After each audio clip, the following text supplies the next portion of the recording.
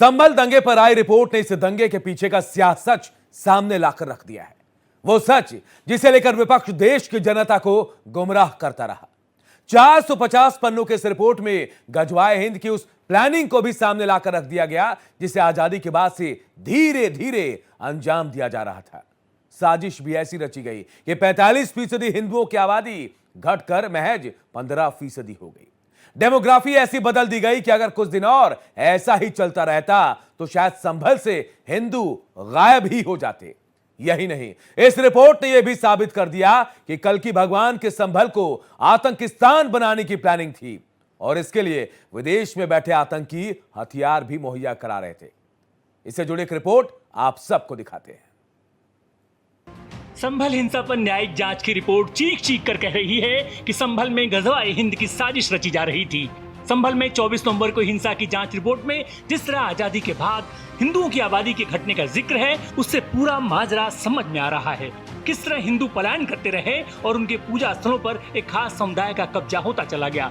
450 पन्नों की रिपोर्ट शीशे की तरह तमाम अहम मसलों पर रोशनी डाल रही है। यूपी के सीएम योगी ने साफ किया, डेमोग्राफी बदलने की कोशिश करने वालों को खुद पलायन करना होगा। उनकी सरकार तुष्टिकरण नहीं, संतुष्टिकरण की राह पर चलती है। और जो भी डेमोग्राफी को बदलने का दुस्साहस करेगा उसको स्वयं पलायन करने के लिए मजबूर होना पड़ेगा। वहीं एसपी नेता एसटी हसन रिपोर्ट को ध्यान भटकाने की कोशिश करार देते हैं। जो लोग इस किस्म का हम माहौल बनाते हैं उनको सजा मिलनी चाहिए। हमें उत्तर प्रदेश की सरकार से पूरी उम्मीद है।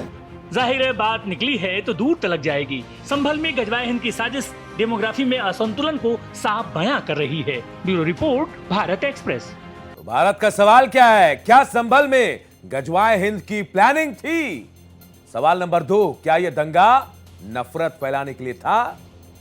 और देखिए सवाल नंबर 3, क्या संभल का दंगा पूरी तरह से प्रायोजित था? सवाल नंबर 4, क्या संभल में हिंदुओं को खत्म करने की साजिश रची जा रही थी? और सवाल नंबर 5, क्या भगवान कल्कि के आंगन को आतंकिस्तान बनाने की तैयारी थी? जी हां, ये भारत का सवाल और इन सवालों का जवाब हम ढूंढेंगे। हमारे साथ एक बड़ा पैनल भी होगा और हम उस पैनल से बातचीत करेंगे, चर्चा भी करेंगे। लेकिन ये सवाल बेहद जरूरी है। भारत का सवाल क्या है? क्योंकि इस रिपोर्ट के बाद ये तमाम सवाल उठने लगे हैं। सवाल इसलिए कि जो सबूत मिले हैं, जो सबूत वहां से मिले, उसके बाद अब सवाल उठ रहे हैं कि डेमोग्राफी बदलने की करने वालों का खुद पलायन करेंगे। देखिए रिपोर्ट के बाद योगी कैसे दाड़ रहे हैं। संभल में दंगा कराने की साजिश हुई, चुन चुन कर हिंदुओं को निशाना बनाया गया। हिंदुओं की डेमोग्राफी कम करने के लिए अत्याचार तक किए गए। संभल को हिंदू विहीन करने का एजेंडा चलाया जा रहा था। नहीं बदलने देंगे डेमोग्राफी, ये सुन ले जो ऐसा करना चाह रहे थे। तुष्टीकरण नहीं, संतुष्टीकरण से बढ़ रहे हैं आगे। ये तमाम बातें जो हैं योगी आदित्यनाथ ने की है। और देखिए कैसे साजिश है। पाकिस्तान और अमेरिका में बने कारतूस संभल में मिले हैं। इसीलिए हम कह रहे हैं कि गजवाए हिंद की साजिश रची गई।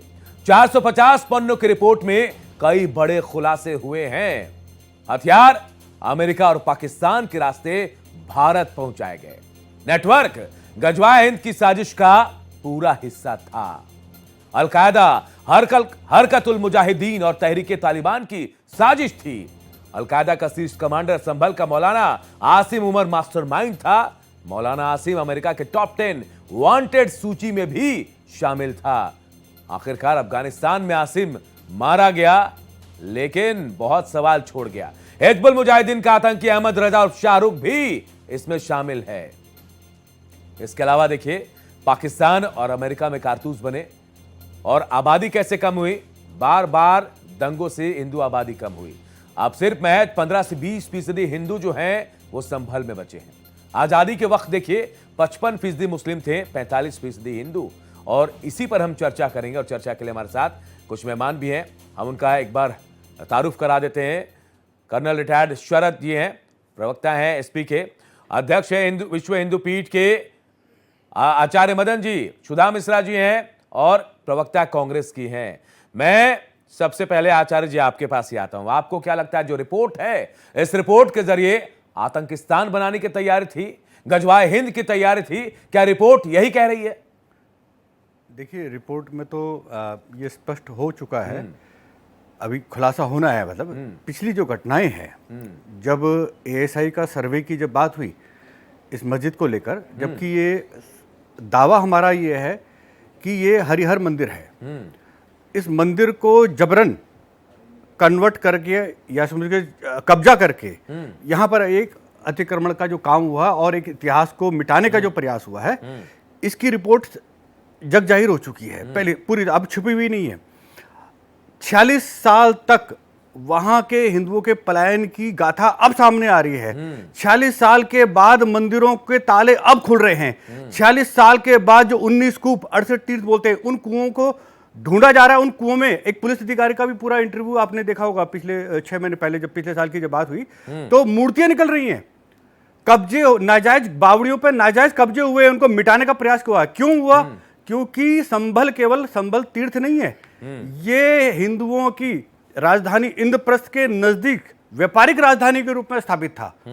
पृथ्वीराज चौहान का और सलार मसूद का यहाँ बड़ा भयंकर युद्ध हुआ। जितने आतंकी आतताई आए, विदेशी आक्रमण हुए, तो जो अयोध्या में भी राम मंदिर तोड़ा गया, कृष्ण जन्मभूमि पर भी अटैक हुए, काशी ज्ञान व्यापी पे भी हुए, और संभल में भी मंदिरों को तहस नहस किया गया, कब्जे हुए। अब हिंदुओं को जो पलायन हो रहा है, हिंदू सभा के एक वहाँ पर संरक्षक है, आपने नाम भी सुना होगा, विष्णु शरण रस्तोगी जी, उनका ये बयान अभी जीवित है। कितने लोग परिवार के सहित काट दिए गए, कोई मतलब इंतहा नहीं है। मतलब इनकी दर्दनाक कहानियों की अगर हम सुनने बैठे, वो सारी रिपोर्ट अब सबमिट हो चुकी है। इसके आधार पर अब ये निश्चित हो जाएगा कि इस क्षेत्र को कैसे सभ्य लोगों का बनाया जाए। 15% हिंदू रह गए हैं। 20 साल पुरानी घटना बताता हूं कि सलाम वालेकुम करो या राम राम करो, कोई दिक्कत नहीं है, मुसलमान अपना ढंग से करते रहेंगे, हिंदू अपने ढंग, पर वहां के हिंदू इतने खौफ में जी रहे थे कि वो राम राम करना भूल गए थे, नमस्ते करना भूल गए थे, आधा वर्ज ये शुरू हो गया था वहां पर, हिंदुओं को दबाव बनाकर। मतलब आप ये कह रहे हैं कि अगर आपने आदाब अर्ज नहीं किया क्या होगा? बिल्कुल, ये पलायन, कत्लेआम, एक पान वाले की वहां हत्या कर दी गई थी जब ये दंगे हुए थे 78 में। उसके बाद भी जो जेल से आने के बाद भी वो गुंडा, उसने जबरन संबल बंद करवाया, जिसने नहीं किया तो एक हिंदू पान वाले की हत्या कर दी गई। खुलेआम, कोई खौफ नहीं है उनका। अब जो कहानी सामने आ रही है, इससे देखिए यहाँ भगवान कल्कि का अवतार होना है, कहा गया है कल्कि ही प्रादुर्भविष्यति। जिस स्थान पर, उस स्थान को मिटाने का ये षड्यंत्र केवल भारत के कुछ गुंडा फिरका परस्त लोग नहीं है, विदेशी ताकतें भी इसमें इन्वॉल्व है। मैं उस पर भी जाऊंगा, आचार्य मदन जी, मैं उस पर भी जाऊंगा। एक विपक्ष से रिएक्शन भी ले लेता हूं। सुधा जी, आपको क्या लगता है, ये बात जो बीजेपी कह रही है या फिर तमाम जो लोग कह रहे हैं, साधु संत कह रहे हैं, गजवाए हिंद की तैयारी थी, विपक्ष इसे क्यों नहीं मान रहा इस रिपोर्ट को? अरे भाई, मानना पड़ेगा। क्या ही आप चला रहे हो और क्या ही बोला जा रहा है। बताइए, सीक्रेट कोई कमेटी बनाई गई थी और अभी उसका कुछ आया हुआ है नहीं, लेकिन आपको सारी इंफॉर्मेशन मिल गई है। क्या ही बात है अनूप जी, कैसे कैसे आप लोग बातों को बता देते हो। कमेटी का जो रिपोर्ट आनी थी वो सीक्रेट था, सब कुछ होने के बाद आपको मालूम है कि उसमें क्या लिखा हुआ है। ये कर कौन रहा है, पहले इसमें बताइए। डेमोग्राफी पे सवाल बाद में करिएगा। उस कमेटी की जो गुप्त चीजें थी वो कैसे सीक्रेट आप तक पहुंची? नहीं, आप मुझे बताइए, रिपोर्ट आ चुकी है क्या? आप मेरा सवाल सुन लीजिए, मैं आपसे पूछ रहा हूं, जो तमाम बातें आ रही हैं, है क्या? रिपोर्ट आई है, रिपोर्ट आई है, आपको भी पता होगा, और तमाम बातें जो निकलकर सामने आ रही हैं, जरा मैं भी पढ़ूं। क्या बता रही है?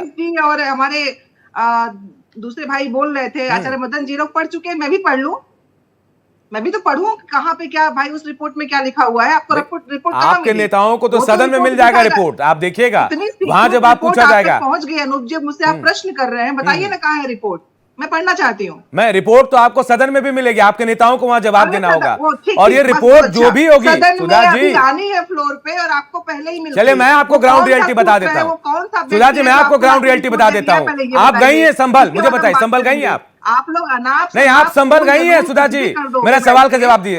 आप संभल गई हैं, आपसे प्रश्न नहीं करेंगे। नहीं, संभल गई हैं सुधा जी, सुधा जी आप संभल गई हैं। कर्नल शरद आपसे भी पूछ रहा हूँ, आप लोग संभल गए हुए हैं कभी या फिर नहीं? आई नहीं उस रिपोर्ट का आधार। मैं अपने टर्न पे बोलूंगा। चलिए, आप बताइए। सुधा जी आप संभल गई हैं, मेरा सवाल सुनिए, आप संभल गई हैं? मैं संभल गई हूँ नहीं, इससे मत सोचिए। मैं गया हूँ, मैं ग्राउंड रिपोर्ट बता रहा हूँ आपको।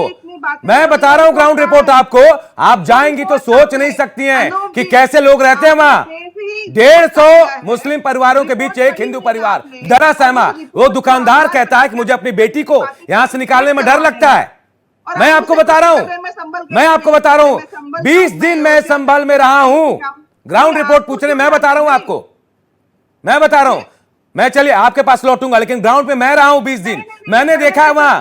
ये उस रिपोर्ट की बात नहीं कर रहा हूं मैं अपनी रिपोर्ट आपको बता रहा हूं। नहीं, मैं रिपोर्ट बता रहा हूं आपको जो मैंने देखा है, मेरी आंखों के रिपोर्ट में बता रहा हूं आपको। नहीं है तो मेरे साथ चलिए संभल, मैं दिखाऊंगा आपको। दिनेश जी, मैं आपके पास आऊंगा। कांग्रेस को ऐसा लगता है कि रिपोर्ट नहीं आई है, रिपोर्ट में लिखा नहीं है तमाम चीज। क्या ऐसी है? ऐसी बात है? अगर ऐसा नहीं था तो कनेक्शन कैसे जुड़ गया? अनूप जी, कांग्रेस पार्टी की यही मुस्लिम तुष्टीकरण की राजनीति रही है, तो आज कांग्रेस पार्टी को नेपथ्य में। अरे भाई, बिहार में 3 आतंकवादी घुस आए हैं, आपको पता है? तो ये बताइए, अभी सिंदूर जो हमारा ऑप्शन था बंद हुआ नहीं है, तो कहिए आपके बीच में एक शब्द नहीं बोला, तो जरा सुन लीजिए ना। फिर से सीजफायर कांग्रेस पार्टी को तो अनूप जी जम्मू कश्मीर की भी रिपोर्ट आज तक इनको नहीं मिली होगी। आज तक पश्चिमी उत्तर प्रदेश की रिपोर्ट भी इनको नहीं मिली होगी। आज इनको पश्चिम बंगाल की रिपोर्ट इनको नहीं मिल रही हो। आज इन्हीं की मुस्लिम तुष्टीकरण और वोट बैंक की राजनीति का परिणाम है। पत्रकार अपने एंकर महोदय से बता दीजिए, आप उस पे क्वेश्चन मत कौन सी आदत है आपको? पहले ही प्रश्न का उत्तर दे नहीं पाए, आप लोग बौखला गए। बोले जाएंगे किसी से आपका सवाल होगा, जवाब आप ही को देना क्या? रिपोर्ट कहाँ है? मैं पढ़ूं, मैं देखूं कहाँ लिखा है गजवाई हिंद कहाँ हो रहा है? भाई, मैं भी उत्तर प्रदेश में हूँ, मैं भी देखूं गजवाई हिंद कहाँ है, पर सुनो, रिपोर्ट आपकी पूरी सरकार कांग्रेस की पार्टी इस होगी। तरह से बौद्धिक दिवालियेपन का शिकार हो गई है। अरे गजब बात है, रिपोर्ट कहाँ है? अभी सदन के पटल पे आने की आई है, रिपोर्ट कहाँ है? आपने बोल लिया तो अरे जवाब सुन लीजिए ना। भाई, रिपोर्ट कहाँ है? रिपोर्ट पढ़ू तो। अरे आप महिला है, मैं आपका सम्मान कर रहा हूँ, अच्छा नहीं लगता? अरे आप अपनी एहसान नहीं कर रहे हैं, आप मेरा सम्मान करके एहसान नहीं कर रहे हैं, ठीक है ना? बात मत करिएगा। महिलाएं तो सम्मान कर रहे हैं। तरीका होता है चर्चा करने के लिए। आप बोल रहे थे सही शब्दों का प्रयोग करिए, आप एहसान नहीं कर रहे हैं, नहीं करेंगे सम्मान तो भी देखा जाएगा। आपका नाम सुधा मिश्रा है, जब आपको कहेंगे तो आप बोलिएगा। मैं यही कह रहा था कि 1947 से लेकर आज तक आपको दिखा नहीं, और जब आंख में जब पट्टी बांधकर आप लोग काम करते हैं तो आपको आगे भी नहीं दिखेगा। और जब आपको नहीं दिख रहा है तो उसी तरह से धीरे धीरे कांग्रेस पार्टी अब वो भी नहीं दिख रही कहीं पर। किस उत्तर प्रदेश की बात हो रही है? आज कांग्रेस पार्टी यहाँ कहाँ है? आज कांग्रेस पार्टी नेपथ्य में। और सिर्फ कांग्रेस की चिंता मत करिए, आप लोग खाना भी नहीं पता है कांग्रेस का नाम। आप सुनेंगे तो अच्छा सा जवाब दे पाएंगे। जरा जिसके आधार पर डेमोग्राफी में आर लेकिन पार हो आपकी रहा आदत है, आप सुनेंगे नहीं। आगे बहस चलेगी, मैं भी पढ़ लूँ भाई, आप लोग क्योंकि ये जो हालात हुए हैं जो 1947 में, जो वहाँ 55% लोग थे, अब जो 15% हो रहे हैं, आपको दिखेगा ही नहीं। कैसे वहाँ हिंदू जैसे सुन लीजिए सुधा जी, सुन लीजिए, जवाब दीजिएगा। वो स्थिति है वहाँ की, लेकिन आप लोगों को बीमारी हो गई है। आपको दिखेगा ही नहीं। आप सोने का नाटक देखिए, जो सोता रहता है उसको जगाया जा सकता है, जो आप लोगों की तरह सोने का नाटक किया होता है उसको कोई जगा नहीं सकता है। और कांग्रेस पार्टी वही कर रही है। सिर्फ मुस्लिम तुष्टीकरण की राजनीति में आपने देश को गर्त में डाल दिया। आपको बंगाल नहीं दिख रहा होगा, आपको जम्मू कश्मीर नहीं दिख रहा है, आपको पश्चिम उत्तर प्रदेश नहीं दिख रहा है। जब लोग अपने घरों में, जब समाजवादी पार्टी का शासन था, जब कभी कांग्रेस का शासन था, तो कैसे वहां से हिंदू पलायन कर गए? एक दिन की बात है। आज अगर भारतीय जनता पार्टी का शासन ना होता उत्तर प्रदेश में, आज माननीय योगी आदित्यनाथ जी अगर मुख्यमंत्री ना होते उत्तर प्रदेश में, तो आज क्या संभल का सच उजागर होता? क्या कांग्रेस पार्टी इसको उजागर होने देती या समाजवादी पार्टी इसको उजागर होने देती? भैया, जब कोई इस तरह की बात आती है तो गजब पीड़ा होती है, गजब पीड़ा होती है। इतना स्तर मत गिरा दीजिए, वोट बैंक की राजनीति में इतने नीचे मत चले जाइए। विचारधारा का मैं रोक सकता हूं, लेकिन आप भारतीय जनता पार्टी का विरोध करते करते आप देश का विरोध करने लगेंगे। आप कांग्रेस पार्टी का तो अक्सर लोगों ने देख लिया। अभी कल जिस तरह से प्रधानमंत्री की माता तक को अक्सर आप लोगों ने नहीं छोड़ा डाला। आज जिस तरह से आपको उत्तर प्रदेश के प्रदेश अध्यक्ष ने जिस तरह से उन्होंने संघ के ऊपर टिप्पणी की है, आप लोगों का जो बौद्धिक स्तर इसी पे पता चलता है। ये आप लोगों की कारगुजारी है, आपकी मुस्लिम तुष्टीकरण राजनीति की गुजारी है, जो आज संभल में हिंदुओं की स्थिति हुई है। और जब आज सच सामने आ रहा है तो सच पर भी सवाल बिल्कुल, मैं भगवान न करे रिपोर्ट में। दिनेश जी चलिए, मैं दिनेश जी चर्चा पर आते हैं, चलिए चर्चा पर आते हैं। दिनेश जी चर्चा पर आते हैं। सुधा जी, मैं आपके पास भी आऊंगा। कर्नल शरद भी हमारे साथ हैं। शरद जी, आरोप बहुत सारे लग रहे हैं और आरोप के बाद अब तथ्य सामने रखे जा रहे हैं, इन तथ्यों को झुटला रहे हैं या क्या मान रहे हैं आप इसे? अनूप जी, सबसे पहले तो आपको और सभी साथी पैनलिस्ट को मेरा जय हिंद।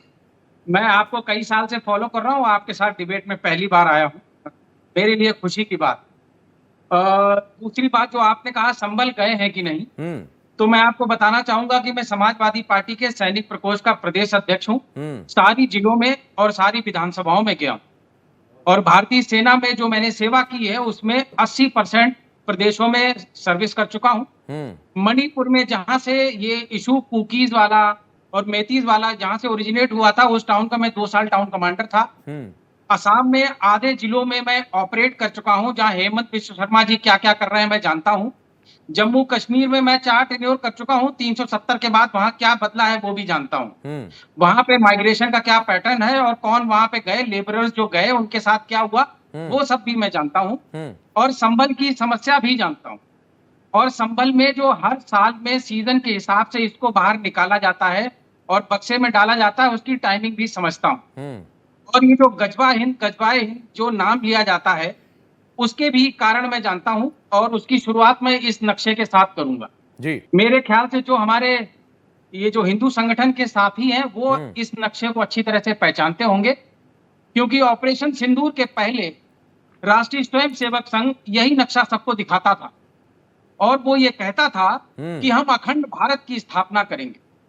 तो मैं जहां भी चर्चाओं में जाता था तो मैं उनसे निवेदन यही करता था माइक पे कि इनको उसमें थाईलैंड, बर्मा, म्यांमार वो भी शामिल कर लेना चाहिए। लक्षद्वीप के आइलैंड्स तो हमारे हैं ही, मालदीव्स को भी ले लेना चाहिए, चाइना को भी शामिल कर लेना चाहिए, ताकि कभी मुस्लिम, कभी बौद्धिस्ट, कभी हिंदू रोटेशन में या राष्ट्रपति और प्रधानमंत्री बनते रहे। लेकिन ऐसे ख्याली पुलाव और ऐसी आसमानी बातें ऑपरेशन सिंदूर के बाद बंद कर दी हैं और भारतीय जनता पार्टी इस नक्शे को नकार चुकी है। वो ये कहती है कि अखंड भारत पे भारतीय जनता पार्टी ने कभी इस तरीके का कोई बयान नहीं दिया। ये स्थिति इसलिए आई कि एक इतनी छोटी सी लड़ाई जहां पे सेना के ये पूरे शौर्य को क्लेम कर रहे थे, वहां पे इन्होंने अभी तक, प्रधानमंत्री जी ने अभी तक डोनाल्ड ट्रंप का नाम लेने की हिम्मत नहीं की है। और परसों उन्होंने बोला था कि 24 घंटे की धमकी 5 घंटे में काम आई है। और आपकी जानकारी के लिए बताना चाहूंगा, जिन बहनों की सिंदूर के नाम पे ऑपरेशन सिंदूर रखा गया है उसके पीछे चीन था, ये पूरी दुनिया जानती है। और मोदी जी जापान के बाद चीन ही पहुंचने वाले हैं।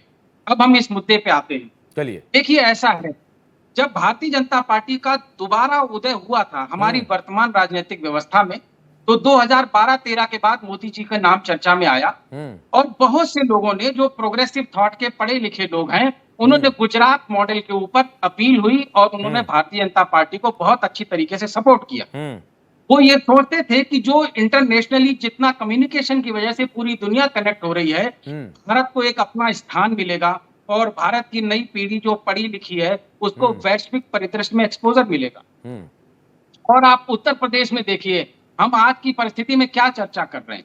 हम चर्चा ये कर रहे हैं कि इसी संबल के बगल में एक सीट है जहां पे लगभग 60% मुस्लिम हैं, वहां से भारतीय जनता पार्टी का विधायक जीतता है। और इसी संबल में जो डिप्टी एसपी था जिसने फायरिंग का ऑर्डर दिया था, वो एक रेसलर था, स्पोर्ट्स कोटे से उसका सिलेक्शन हुआ था। और वो जो वीडियोस हैं वो सबने, देश ने देखा कि उन पुलिस वालों ने गली के अंदर सीधी राइफल करके और एक गाली का शब्द इस्तेमाल करके उन्होंने फायर करने का हुक्म दिया था। मैं फौजी हूं तो मैं इन चीजों को समझता हूं कि रॉयट कंट्रोल करने के लिए आर्मामेंट्स का कैसे इस्तेमाल होता है और कैसे दुरुपयोग हुआ। आपसे एक बात कहना चाहूंगा मैं, शरद जी, आप जो बात कह रहे हैं, आप अपनी बात बता रहे हैं, लेकिन ये पहली बार है जब वहां दंगे हुए और इस बार हिंदुओं की मौत नहीं हुई। आपको शायद याद होगा, आप लोगों की सरकार में, कांग्रेस की सरकार में हर बार 15 दंगे हुए हैं, आपको याद होगा, और पहली बार ऐसा हुआ है। आप समझिए, इससे पहले मरने वालों का आंकड़ा आप देख लीजिए, आंकड़े बहुत बड़े थे, लेकिन इस बार क्यों ऐसा हुआ? शायद सख्ती की वजह से। शरद जी, मैं अगर जी बोलिए। जी, आपका सवाल समाप्त हो गया तो मैं अनूप जी, देखिए ऐसा है, जो रॉयट्स का इशू है ये बेसिकली रिलीजियस सेंटिमेंट्स को एक्सप्लॉइट करना होता है पॉलिटिकली, इसलिए दल करते हैं। और जो आज की वर्तमान परिस्थिति बन रही है, जो चुनावी परिदृश्य है, वो पीडीए का 90/10 का चुनाव है और एक तरफ हिंदू और मुसलमान का 80/20 का चुनाव है। तो जो इस तरीके के टॉपिक्स जब भी चर्चा में आएंगे उसका अंततः रीजन पॉलिटिकल ही होता है। हम लोग यहाँ धार्मिक चर्चा के लिए नहीं बैठे हैं, इसको हमें स्वीकारना होगा क्योंकि धर्म हमारी व्यक्तिगत आस्था है और राजनीति। लेकिन शरद जी इस बात से कैसे इनकार करेंगे कि आपके सांसद का नाम है, आपके सांसद के नाम था उसमें, बाकायदा उनका वो बयान, इंशाअल्लाह जो मस्जिद है वो रहेगी, अभी भी है, आगे भी है और आगे भी रहेगी। और बहुत सारे बात ऐसे थे और इस बात से भी आप इनकार नहीं कर सकते हैं कि जब सीए का विरोध हो रहा था 6 दिन उनके कहने पे बाजार बंद था। इस बात से इनकार कर सकते हैं आप? अनुज जी, अगर आपको याद हो तो नरसिम्हा राव की सरकार में कल्याण सिंह जी ने हलफनामा दिया था कि विवादित स्थल पे कोई भी दुर्घटना नहीं होने दी जाएगी और जो कुछ हुआ उसके लिए कल्याण सिंह जी को 1 दिन की जेल हुई थी। और आपको जानकारी होगी कि समाजवादियों के ऊपर ना कोई एफआईआर हुई, ना कोई मुकदमा हुआ और ना कोई सजा हुई। इस देश में कानून व्यवस्था है, संविधान है, क्योंकि हम लोकतांत्रिक व्यवस्था में हैं। किसी ने भी, चाहे वो किसी भी दल का हो, अगर गलत बयानबाजी की है तो कानून व्यवस्था उसको लेके जाएगी। एफआईआर जी आपको रोकूंगा, मैं दिनेश जी के पास आ रहा हूं, थोड़ा वक्त उनको देता हूं। दिनेश जी, चाहे वो हिंदू हो, दिनेश जी, चाहे मुस्लिम हो, कर्नल शरद शरण जो कह रहे हैं, जो बात कह रहे हैं, इत्तेफाक रखते हैं इससे आप? बिल्कुल नहीं रखते हैं। देखिए जो उसका कारण क्या है कि जब तक कर्नल शरद एक कर्नल के रूप में थे, कि फौजी के रूप में थे, पूरे देश का कर्नल साहब के प्रति या फौजी के प्रति जो है उनका, हम सबका मस्तक नतमस्तक हो जाता है फौजी के सामने। लेकिन कुछ फौज में भी ऐसे लोग होते हैं जो दूसरे को लाभ पहुंचाने के लिए काम करते हैं। वो यदा केन प्रकार है, यदा कदा वो भी पढ़े जाते हैं। जब उनकी अभिलाषा वहां नहीं पूरी हो जाती है तो लौट के किसी पार्टी के प्रवक्ता बन जाते हैं। एक सेना नायक के नाते, कर्नल के नाते उनका बहुत सम्मान है। लेकिन आपने खुद कहा अपने वक्तव्य में, ओपनिंग रिमार्क में आपने कहा मैं जम्मू कश्मीर में भी रहा हूं, मैं मणिपुर में भी रहा हूं, मैं आसाम में भी रहा हूं। तो आपको पता होगा जम्मू कश्मीर में क्या स्थिति थी। आप एक फौजी होने के नाते आपको पता था कि वहां तिरंगा आप फहरा सकते थे कि नहीं फहरा सकते थे। आपको पता होता था कि जब आप आतंकवादियों से मुठभेड़ करने के लिए जाते थे फिर आपको ऊपर पत्थर बरसाए जाते थे। ये किसकी देन थी? ये किसकी देन थी? ये धारा 370 की देन थी, ये 35A की देन थी। आज वहां पर क्यों नहीं पत्थर बरसाए जा रहे हैं? और आप जब जिस समय आर्मी में थे, चाहे रामपुर की घटना हो, चाहे मुजफ्फरपुर की घटना हो, चाहे तत्कालीन फैजाबाद की घटना हो, चाहे बनारस की घटना हो, हर जगह बम विस्फोट होते थे। आज क्यों नहीं हो रहे हैं? आज क्यों नहीं हो रहे हैं? और इन्हीं आतंकवादियों के आका जब दिल्ली आते थे तो उनका कैसे 5 स्टार में स्वागत होता था, दामाद की तरह कैसे उनकी पूजा होती थी। आज उनका क्या हक है? आप एक सब जगह हो क्या है? आपने देश में सेवा की है। अगर आपको मणिपुर में, आसाम में, जम्मू कश्मीर में आपको लग रहा है कि नहीं सेना गलत कर रही है तो आप सेना में रहें, जाइए सेना नायक के पास, जाइए सेना अध्यक्ष के पास, आपकी जो पीड़ा थी आप बताइए फौरन से। लेकिन एक पार्टी ज्वाइन कर लेने के बाद कर्नल साहब, मुझे लगता है कम से कम आपको एक सेना में कर्नल होने के बाद कम से कम आपको इस तरह की टिप्पणी नहीं करनी चाहिए। आप उनसे पूछिए। आप कह रहे हैं कि मैं सैनिक प्रकोष्ठ होने के नाते सभी जिलों में गया है। आप उनसे जानिए जो वहां रहते थे, जो पश्चिमी उत्तर प्रदेश के उन जिलों में रहते थे, जिन्होंने अपने घरों को पलायन करने के लिए, जिन्होंने अपने घरों के ऊपर लगा दिया कि मकान बिकाऊ है, अपनी बहन बेटियों की इज्जत बचाने के लिए उन्होंने अपने घर को छोड़ा। कोई अपने घर को छोड़ता नहीं करना साहब। आप तो आर्मी में रहे, जिनको मजबूरी में आज ये 55% से 15%, हम कह रहे हैं रिपोर्ट आई कि नहीं आई, लेकिन यथार्थ है कि नहीं आज 55% से 15% हो गए। कैसे हो गए? आप बहली में आप 2% हो गए, कैसे हो गए?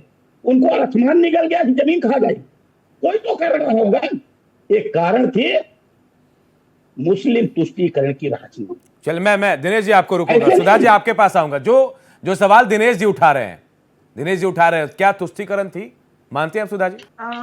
क्या कहा जाए अनूप जी, इस देश में जहां पे करने की बात है वहां पे करेंगे नहीं। मणिपुर में इनके पास था, ये जाते बता देते कि कितना वहां पे हिंदू मुस्लिम, ऐसा तो कुछ नहीं है ना। जाते मणिपुर में प्रधानमंत्री जी वहां रुकते, ये सब पहुंचते और दिखा देते कि उस राज्य के प्रति कितनी इनकी संवेदनशीलता है। ये दिखा देते कि कैसे इस देश के बारे में अच्छा सोचते हैं। ऐसे ही आए साए कुछ भी बक के, कुछ भी कह के कोई देश के प्रति अपनी राष्ट्रभक्ति व्यक्त नहीं कर सकता है। अगर दंगाई है तो दंगाई हर जगह के बराबर कैसे नहीं है? मेरा तो प्रश्न ये कि आपने बात शुरू की थी, मणिपुर अलग देश तो नहीं है ना, इसी देश का हिस्सा है। वहां पे सब बातें नहीं होती हैं, आप लोगों से नहीं हो पाती हैं। मैंने कहा कि आतंकवादी अचानक से इस देश में घुस आते हैं। हम कहते हैं कि बांग्लादेशी आ रहे हैं और 3 आतंकवादियों के नाम से लेके सब कुछ आ जाता है और हम जान नहीं पाते हैं। अरे जाके पाकिस्तान पे आक्रमण करिए, बोलिए कि तुमने इस संधि का जो प्रस्ताव था, जो सीजफायर हुआ था, उसका उल्लंघन किया है, सीधे मार के खत्म करिए। लेकिन नहीं, वहां पे नहीं आएगी आपको बोलने के लिए कहीं से भी इजाजत। आपको जहां पे साजिश करके, जहां पे आपको लोगों की भावनाओं को भड़का की चीजें करनी, आप वहां कर लेते हैं। मेरा प्रश्न है कि इस तरह की चीजें करके हमारे देश, हमारे प्रदेश को क्या लाभ होने वाला है?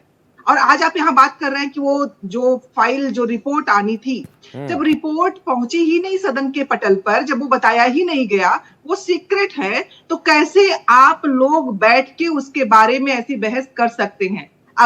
अगर वो रिपोर्ट आ गई तो हम तक क्यों नहीं पहुंची? कैसे सिर्फ भाजपाइयों को ही मिल गई या कुछ धर्मगुरुओं को ही मिल गई? कैसे कुछ पत्रकारों को मिल गई? भाई हमें मिलती, हम भी देखते हैं कि अपने देश में इतना कुछ हो जा रहा है, डेमोग्राफी चेंज हो जा रही है, ऐसा कुछ कर दिया जा रहा है। और अगर कर दिया जा रहा है तो देश की सरकारें कर क्या रही हैं? क्या कर रही हैं बैठ के यहाँ पे? हाथ पे रख के हाथ बैठी हुई हैं, कुछ कर नहीं पा रही हैं। ये जानबूझ के हिंदू मुसलमान जवाब ले लेते हैं दिनेश जी से। दिनेश जी से जवाब ले लेते हैं। दिनेश जी, सवाल आपके ऊपर ही घूम कर आ रहा है, रिपोर्ट कहां से आई, कैसे आई, और आप क्या कर रहे थे? कह रहे हैं, सुन लीजिए एक लाइन और, ये सवाल भारत का नहीं है, ये सवाल इनकी राजनीतिक तुष्टीकरण का है, जिसपे करके अपनी राजनीतिक योग्यता देखते हैं और कुछ नहीं है। जो बुलेट प्रूफ कांच के पीछे खड़े होकर लाल किले से भाषण देते थे, वो चर्चा कर रहे हैं। जो जिन पार्टी के राष्ट्रीय अध्यक्ष उस समय अध्यक्ष, अरे अपनी बात करिए, जिन राष्ट्रीय अध्यक्ष की बात करिए। आप लोग क्या कर रहे हैं? मणिपुर के नाम पे साफ सूख जाता है, मणिपुर के नाम पे साफ सूख जाता है आप लोगों को, कोई जवाब नहीं होता आप लोगों के पास। ये कौन सा तरीका? आपके बीच में बोलूंगा बोल नहीं पाएंगे, ये अच्छी बात नहीं है। चलिए सुधा जी सुन लेते हैं, वापस आऊंगा। दिनेश जी बोलिए। मैं यही कह रहा था कि जिनके पार्टी के राष्ट्रीय अध्यक्ष रात भर आतंकवादियों के मारे जाने पर रोती हूं, उनसे आप इस तरह की बातें कर सकते हैं? ये कितनी रिपोर्ट को आपने दबा रखा, और ये रिपोर्ट दबेगी नहीं, रिपोर्ट आएगी, उसके सारे पेज आपको मिलेंगे। सुनिए सारे कारनामे आपके उसमें उजागर होंगे, और जितने भी आपने कारनामे किए हैं ना, वो धीरे आप लोग का उजागर हुआ है। बिहार में जो लोगों ने किया है, अपने लोगों को बेच के किस तरह से आप लोग इस देश का मूड बिगाड़ना चाहते हैं, वो सब दिख रहा है। आप लोगों का प्रदेश जानने लगा कि आप लोग किस तरह से राजनीति करते हैं। अपने लोगों को बेच के किस तरह गाँव में आप लोग गाली गलौज करवाते हैं, आक्रमण करवाते हैं, दंगा करवाते हैं। आप लोग बात बाजी करेंगे, आप लोगों को कोई वास्ता ही नहीं है। आपको पता है ना, जब आप कह रहे थे कि अमेरिका के ऊपर एक बार आपने ट्रंप का नाम घूम कर देख देते, पीछे पीछे घूमते थे आप अमेरिका के, याद है? जब कभी आप जाते थे आपके शासन में एयरपोर्ट पर लोगों को कपड़े उतरवा के चेकिंग करनी पड़ती थी, याद है कि नहीं? याद है? याद है कि नहीं याद है? पीछे हाथ बांध के घूमा करते थे। आपकी सरकार में कैसे, सुन लीजिए, कैसे राष्ट्राध्यक्ष से प्रधानमंत्री नहीं मिलते थे, सोनिया गांधी मीटिंग कर लेती थी, आप भूल गई? आप बैठ के चर्चा कर रही हैं। 11 साल से देश में ही है और अभी तक इन लोगों को लगता है कि जनता इनको माफ करती रहेगी। 11 साल से इस देश में आप लोगों की सरकार है, उसका उत्तर दीजिए। दूसरों की काम नहीं चलने वाले हैं, कैसे कर रहे हैं? अपना धरना नहीं है, दूसरों का नाम लेके सिर्फ अपनी राजनीतिक नैरेटिव सीखनी है इन लोगों को। ये कांग्रेस पार्टी की सरकार नहीं है, मनमोहन सिंह की सरकार नहीं है। 11 साल से क्या किया? जनता पार्टी की नरेंद्र मोदी की सरकार है, क्या किए? नरेंद्र मोदी की सरकार है। ट्रंप की सरकार बनवा दी, हमारे पास 50% लग गया। और सिर्फ देश को लूटने का काम आप लोगों ने किया। दिनेश जी, सुधा जी, आप दोनों को कह रहा हूं कि देखिए, जो भी दोषी होगा एक्शन तो होगा, जो भी दोषी होगा कार्रवाई होगी। मदन जी भी, आचार्य मदन जी भी बहुत देर से बैठे हैं। मदन जी, ये बात जहां से शुरू हुई थी, हरिहर मंदिर को लेकर शुरू हुई थी, जो बात अब सामने आ रही है, हालांकि रिपोर्ट पूरी तरह से सामने नहीं है, लेकिन कहा यह जा रहा है कि साक्ष्य हैं बाबर के समय के, तो क्या लगता है कि वहां कार्रवाई होगी, एक्शन होगा? क्योंकि ये पहले से कहा जा रहा था कि कल की भगवान वहां अवतरित होंगे, और अब शायद मंदिर ढूंढा जा रहा, मस्जिद मंदिरों को तलाशा जा रहा है वहां। देखिए, हरिहर मंदिर के ठीक सामने एक चौकी बनी है, पुलिस चौकी। बिल्कुल, उसका नाम रखा है सत्यव्रत, कि सत्य की जीत होगी।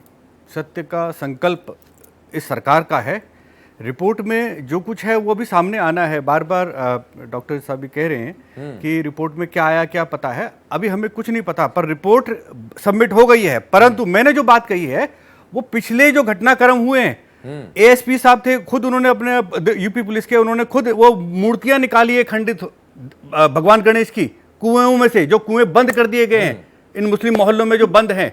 19 कूप, 38 तीर्थ, ये तो हमारा निजी आस्था का प्रश्न हो सकता है कि व्यक्ति धार्मिक उपासना निजी अधिकार है, परंतु इस भारत की आत्मा तो सनातन धर्म है, हमारे पूर्वजों का धर्म है। वो सारे तीर्थ पौराणिक काल का ये मंदिर है। अब इसको कहते हैं गजेटियर के अंदर, मुरादाबाद मंडल के गजेटियर के अंदर हरिहर मंदिर का उल्लेख है। तो इस पर जब एएसआई ने जब सर्वे की बात की तो इन्होंने दंगे शुरू कर दिए और पूरा गुमराह किया कि पूरे माहौल बनाया गया कि ये हिंदुओं की तरफ से अटैक हुए। वो सारी कार्रवाई आ गई और जो कारतूस मिले वो पुलिस वालों के नहीं थे भैया, वो एएसआई के एजेंट इन्हीं के बीच में बाहर से लाकर उन्होंने दंगे करवाए। और समाजवादी की बात करते हैं, इस उत्तर प्रदेश में योगी सरकार से पहले जब 2012 में अखिलेश की सरकार बनी तो 3 महीने के अंदर कोसी का दंगा हो गया था और उसके बाद लगभग छोटी मोटी दंगों को मिला के तो लगभग 400 से 450 दंगों की लिस्ट है उनके कार्यकाल में। इस सरकार में कम से कम उम्मीद कर सकते हैं कि हिंदुओं के साथ न्याय होगा। डेमोग्राफी का बिल्कुल 2011 का सेंसस देख लीजिए, 20% आबादी रह गई थी, आज ये रिपोर्ट आ रही है कि 15% रह गए, तो बिल्कुल इसमें कोई आश्चर्य वाली बात नहीं है। मुरादाबाद जैसे क्षेत्रों में भी 50% से ऊपर मुसलमान हो चुके हैं, रामपुर में 50% से ज्यादा मुसलमान हो चुके हैं, बिजनौर का डेमोग्राफी चेंज हो चुका है। इस पूरी की पूरी बेल्ट को आप अगर ज्यादा शौक हो तो आप 100 मुसलमानों के घर में बीच में अपनी बेटियों के साथ रह के दिखाइए, 4 दिन के बाद आप खुद ही इनको रिपोर्ट करेंगे कि भाई हमें बचाओ। अभी खुद बता रहे हैं आप 20 दिन वहां रहे हैं, हिंदुओं की क्या बयान है कि वो लड़कियों को निकाल नहीं सकते। आप समझ रहे हैं कि ये नए पाकिस्तान का निर्माण नहीं होने देंगे हम भारत के अंदर। इस सरकार पे भरोसा रखिएगा, दूध का दूध पानी का पानी होगा। 450 पेज की रिपोर्ट ये मान के चलिए कि ईमानदारी से अगर लिखी गई है तो ये सारी सच्चाई सामने आएगी। 46 साल तक हिंदू वहां अपने मंदिरों में पुजारी नहीं रख सकते, मुसलमानों के खौफ से मंदिरों में ताले पड़े रहे।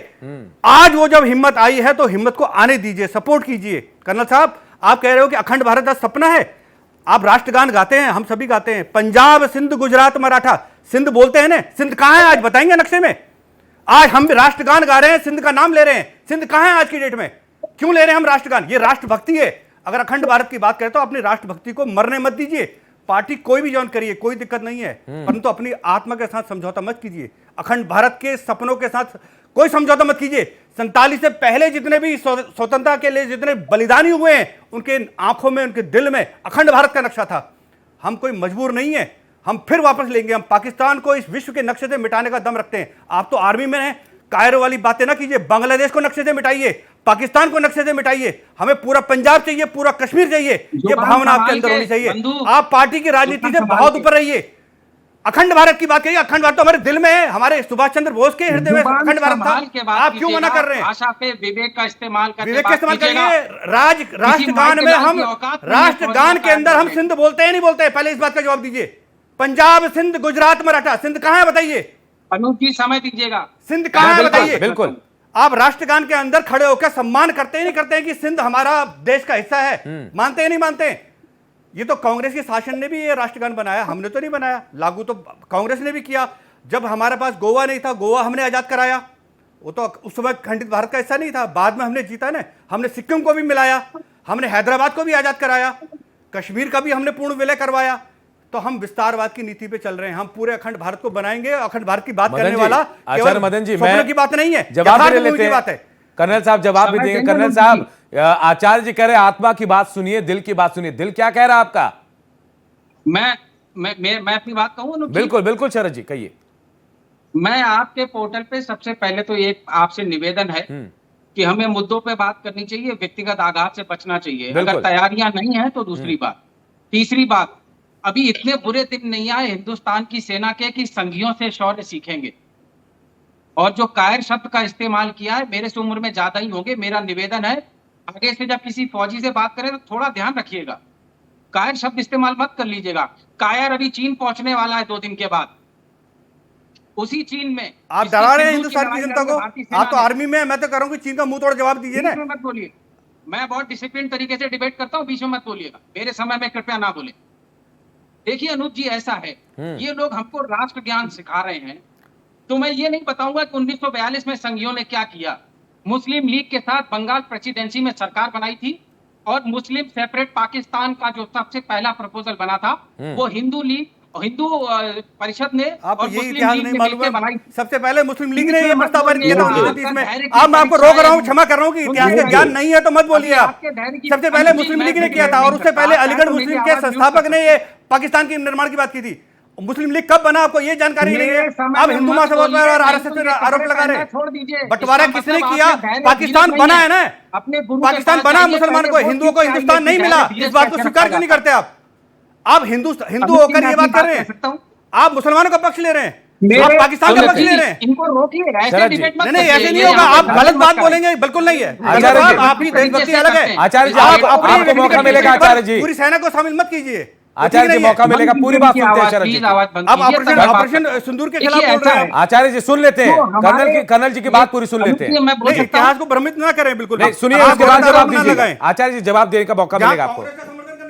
आचार्य जी मौका मिल जाएगा। कर्नल साहब जवाब पूरी कीजिए, अपना जवाब पूरा। बहुत बहुत धन्यवाद। ये बार बार जम्मू कश्मीर और मणिपुर का नाम ले रहे हैं और राष्ट्रभक्ति हमको सिखा रहे हैं। तो मैं आपको एक बात बताना चाहूंगा, एक महिला और उसकी बेटी को जिसका नग्न प्रदर्शन मणिपुर में हुआ था, उसके हस्बैंड बिहार रेजिमेंट में थे और कारगिल वॉर में सूबेदार थे, उन्होंने देश के लिए लड़ा था। उसकी धर्म पत्नी और उसकी बेटी थी। क्या मोदी जी ने दिल्ली बुला के उसको गले लगाया, उसके सर पे हाथ रखा, उसे माफी मांगी? क्या मोदी जी मणिपुर गए, एक सैनिक कारगिल योद्धा के परिवार की बेटी और उसकी धर्म पत्नी को नग्न घुमाया गया, क्या माफी मांगी भारतीय जनता पार्टी ने? क्या किया मैं बताता हूं आपको। मोदी जी ने एक नया सिस्टम शुरू किया कि जेएंडके में जब भी किसी सैनिक शहीद होगा तो उसकी मिट्टी और उसका ताबूत पालम एयरपोर्ट पे उतरेगा, एक शामियाने में रखा जाएगा, फूल माला डाली जाएगी, तिरंगा डाला जाएगा, मोदी जी आएंगे, सैल्यूट करेंगे, फोटो बनेगा, वीडियो बनेगा और एएनआई जैसे चैनल्स पे चलाया जाएगा। जानते हैं थोड़े दिन बाद क्या हुआ? मोदी जी को रियलाइज हुआ कि कश्मीर से 3-4 सैनिकों की रोज बॉडी आ रही है, वो रोज पालम कब तक जा पाएंगे?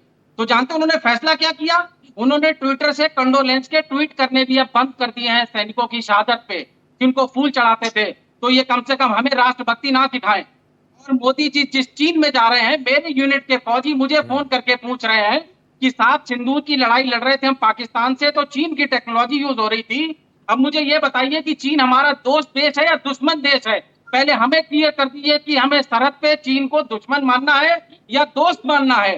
तो जो धंधे को पूजा मानते हैं और जो ग्राहक को देवता मानते हैं, वो कम से कम हमें देशभक्ति ना सिखाएं। चलिए दूसरी शरद जी, हम शायद मुद्दे से भटक रहे हैं शरद जी। हम संभल की बात कर रहे थे शरद जी, संभल की बात कर रहे थे। आपने कहा कि आप भी संभल गए हैं। मैं सवाल यही कह रहा हूं आपसे कि संभल की जो डेमोग्राफी है, ये आंखों देखी हाल मैंने बताया था कि भाई ऐसी चीजें हैं वहां पे। लेकिन आप लोग रिपोर्ट को, जो भी चीजें सामने आ रही है, सुधा जी ने कहा कि रिपोर्ट आई क्या, पूरी बात पता नहीं है, लेकिन बीजेपी आरोप लगा रही है या फिर बीजेपी की तरफ से कहा जा रहा है कि ये चीजें हुई हैं। यानी जो तीन लोग जो इस न्यायिक आयोग में थे, इन सबको गलत मान रहे हैं, झूठा बता रहे हैं आप। मैं जवाब देना चाहूंगा। देखिए, इन्होंने उल्टी सीधी बातें की, इसलिए मुझे जवाब देना पड़ा। मैं मुद्दे पे वापस आता हूं। बिल्कुल संक्षेप में शरद जी। अनुज जी मुझे ये बताइए, इस देश में 11 साल से केंद्र में भाजपा की सरकार है, उत्तर प्रदेश में 9 साल से भाजपा की सरकार है। ये जो माइग्रेशन अगर हुआ है तो उसको कॉन्फिडेंस बिल्डिंग मेजर्स उन्होंने क्या लिए?